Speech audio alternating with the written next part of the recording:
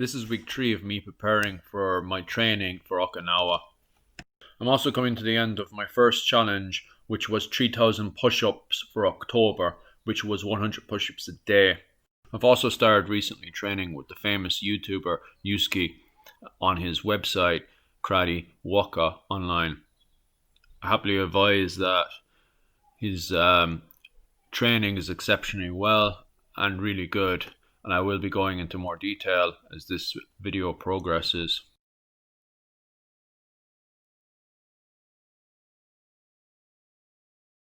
This week I'm coming to an end of my 3,000 push-ups. Right now I'm on 2,540, and I've also gotten 76 euros in payment, which is quite good. I really like that. It was much more than I expected. So far, so good. And my push-ups have really gotten far better. At first, I couldn't do any push-ups, and last week my push-ups were far better, and this week they're exceptionally good. Really happy with my progress. Really looking forward to the end of this as well. I'm not gonna lie, like 10 days in, I felt fantastic, and my push-ups were great. Push-ups were really fantastic. 2,000 push-ups in, and then I started to feel it. My arms were screaming to regenerate. You know, they really wanted a rest day, but I wanted to push through. I said to myself at the start, I was going to be committed to this. I was going to do 100 push-ups a day. Wasn't going to stop, and I'm going to keep going. And I only have 4 days left, so I want to push through, get to the end, and then have a rest day, and then rethink a new program from there, because this was only a starting program of 100 push-ups and then a few exercises in between. I also did a bit of research as well, and I found out that if you only do push-ups alone, especially 100 push-ups a day, you start to do damage to your muscles. So your muscles start to grow in a very funny way. I'm not a scientist or anything, so don't take my word for it. Obviously, go and do your own research. But what I found was that for every 100 push-ups, you have to do pull-ups as well to realign the muscles. So I went off and did a bit of research, because I don't have a pull-up bar in this apartment that me and my partner are renting for a short time. So I had to look online, and I found these exercises, which I hope will balance out the push-ups that I'm doing. This is me attempting these Superman pull-ups, I guess you could call them. That's what I'm calling them anyway. During this process as well, I found that these was really relieving for me.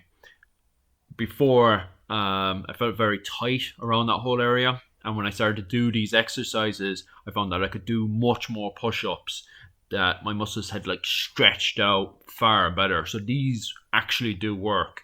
The same papers that YouTubers were using also said about taking four days of hard work, 3 days off. But my original challenge was 100 a day, so I'm going to keep to that.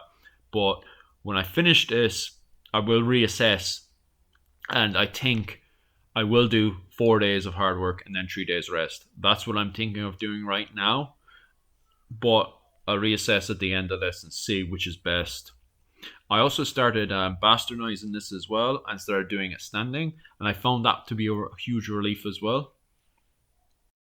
As you can see, all I'm doing is just literally pushing it up and down, but I found it was the same thing again. It was literally stretching out these muscles really nice. So I went back into doing push-ups again. I felt it to be really, much more better. So what the experts were saying were true. You do pull-ups and your muscles stretch out, compared to when you're doing the push-ups and you're working on different muscles. Don't quite understand it myself, because that's not my expertise, but it works. That's the main thing. Although I would say, if I had a pull-up bar, I'd be aiming to do pull-ups, not these bastardized workouts that I'm doing, but were put in front of me by experts. So I'm not completely ignorant. I have done a bit of research in this area. But if I'm wrong, I'm open to correction. Once again, this isn't my expertise. I'm going out in the dark here. I also recently started training with the famous YouTuber of karate. Hi guys, I'm Yusuke Nagano from Karate Dojo Waku.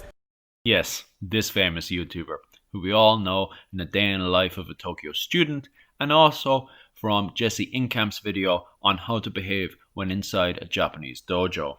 Because of the coronavirus outbreak, I haven't been able to get to any karate classes, and also I moved from the south part of Ireland where my karate classes were to the north part of Ireland. So I'm no longer able to go to where I did 10 years ago to do karate. So now I'm relying on the internet, and very much lucky for me, Yusuke started to do classes online.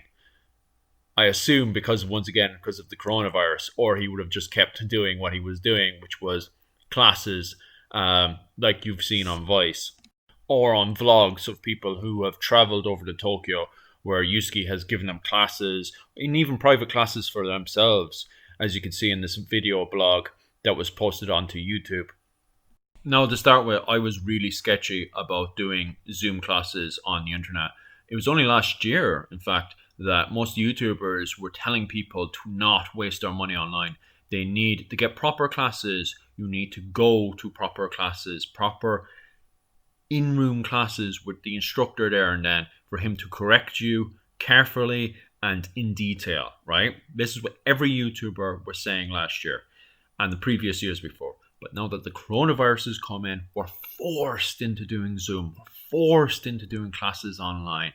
And like a phoenix, Yusuke has come right in and taken up the challenge. And this is a really difficult challenge to do. But yet, you go to Yusuke's classes online, and somehow he is able to go into detail and tell people what they are doing wrong and correct them. And I mean, Yusuke's only a second dan in karate, and yet he is doing a fantastic job. Don't get me wrong, I'm only coming back into it. But there's other black belts in that class as well, and he's able to really help them out, give them a lot of tips and tricks. He's fantastic. He's brilliant. So if you're in the position when you can't go to class, please do not hesitate. Go to Yusuke's Zoom classes. They're exceptionally brilliant.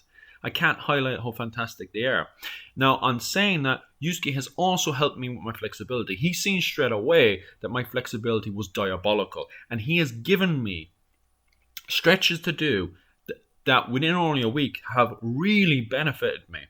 Now, I seen another video that helped as well, that Yusuke had also been a part of, and in it, Jesse had said that chairs were a major problem. So I kind of took a step forward. My wife is extremely flexible.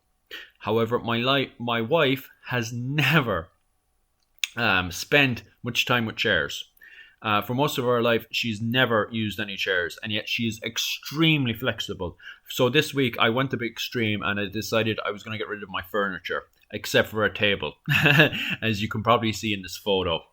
And obviously, I didn't get rid of my landlord's chairs and tables, but I pretend to myself that I did.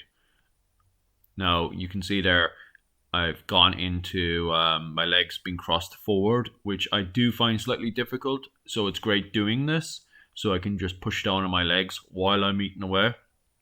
My wife does the same thing as well constantly, but it's natural for her, so I want to stick to that. So at least when I'm having a meal, I'm getting down to more natural leg crossing and stuff. Now, my field of expertise is early medieval Ireland, and Ireland never got tables and chairs until going into the high medieval period. So it's more natural for Irish people to actually not have tables and chairs and eat from tables on the ground. That's more natural. So it's more natural for me to get down and start to cross my legs while I'm eating. That's natural.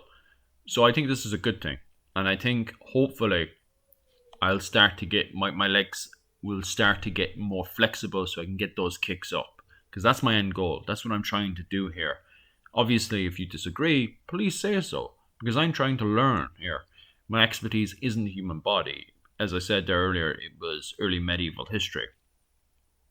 So I'm trying to learn. I'm trying to progress. And obviously, people listening to this would know far more than I do. Finally, I want to move on to what happened this weekend, which was the Justin Gaethje versus Khabib fight. If you haven't seen it, I don't know where you can find it online. Definitely worth studying.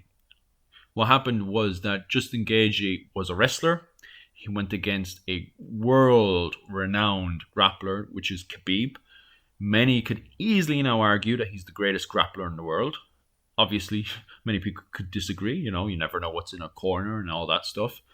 But he's absolutely amazing. And what happened was that without any jiu-jitsu skills, Khabib had beaten Justin Gagey, and it was amazing. Even the ending was shocking when Justin Gagey went to sleep because of poor refing. Can't be everywhere and at once and all that stuff. We just don't know what the ref was looking at. But Khabib would break down in the middle of the floor after everything that went on. To my shocking, to my shock, and he would start to cry after the death of his father and all the stress of the fighting and stuff. He would announce his retirement after his mother asked him to do so, and he would respect that. And that was amazing. So to finish my blog, this week has been absolutely amazing, and I think I'm making more and more steps forward in my karate journey. So if you want to continue this karate journey with me, please do so. Ring the bell, because this won't be popping up in your news feed. This isn't going to be agreeing with the algorithm or anything like that. So if you want to continue this karate journey with me, subscribe and click the bell button. Thank you very much.